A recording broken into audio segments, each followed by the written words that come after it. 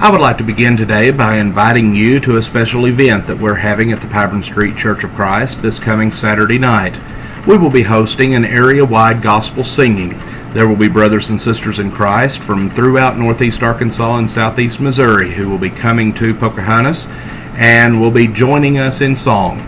We will gather together at 6 o'clock and we will have 2 hours of congregational singing, followed by a time of fellowship together. We wish to invite you to come and to be with us for this special event. In Philippians chapter 2, verses 15 through 18, the Apostle Paul writes that you may become blameless and harmless, children of God without fault in the midst of a crooked and perverse generation, among whom you shine as lights in the world, holding forth the word of life, so that I may rejoice in the day of Christ, that I have not run in vain nor labored in vain. Yes, and if I am being poured out as a drink offering on the sacrifice and the service of your faith, I am glad and rejoice with you. For this reason you also be glad and rejoice with me.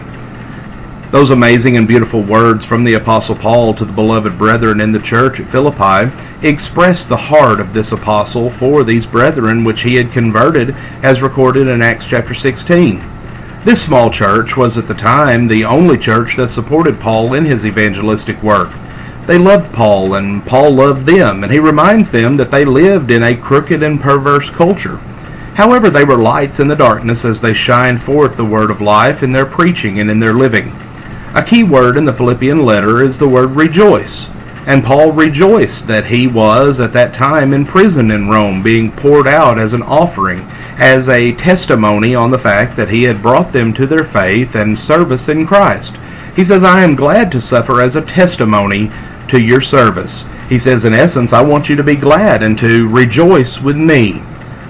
Let us remind ourselves that Paul is in prison awaiting trial and possible execution as he tries, or as he writes about rejoicing and being glad. It's amazing. He was not glad that he was in prison, but he was glad in prison. There's a big difference there. He did not enjoy and rejoice in the bondage and the suffering that he endured for Christ, but he rejoiced and was glad that his suffering was for the Lord and that it advanced the cause of Christ. But I want you to know, brethren, that the things which have happened to me have actually turned out for the furtherance of the gospel. What joy to know that your suffering results in the gospel being spread and souls being saved. Paul was a light in the dark prison house in Rome. He reminds the Philippians that they too are lights. And let us today be reminded, brethren, that today we are lights in this still crooked, perverse, and dark world in which we live. There are all around us people who are lost in the darkness and looking for the light and a way out of the malaise of our totally deprived culture. Jesus declared us to be the light of the world.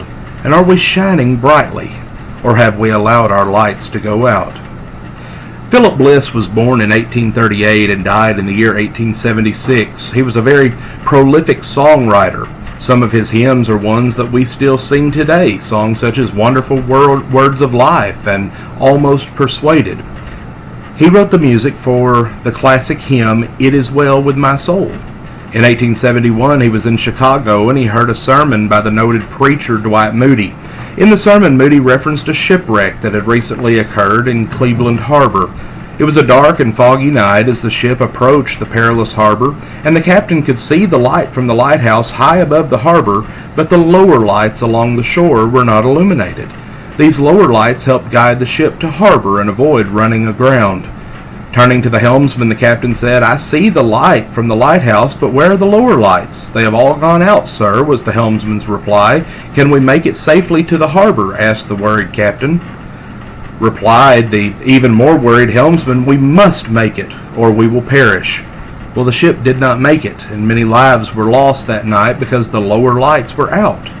And Dwight Moody used this tragedy to illustrate his point. God is the great lighthouse, he declared, and his light is ever beaming, but we are the lower lights along the shore, and let us be sure that the lower lights are beaming. Well, being a poet, Bliss used this illustration to compose a great hymn that we still sing today, entitled, Let the Lower Lights Be Burning. Paul told the Philippians that he wanted to rejoice in the day of Christ. When Jesus comes to claim his own, Paul is saying, I want to see you among that redeemed number. That will happen if you keep shining for the Lord as He assures them. I want to see you, dear reader, in that throng of redeemed ones at the coming of Jesus. And this is the words that Paul is encouraging to his brethren. Those that read his word, he wants to see them. He anticipates seeing them. But we can only do this if we let the lower lights be burning. Thank you for joining us today. Have a blessed day.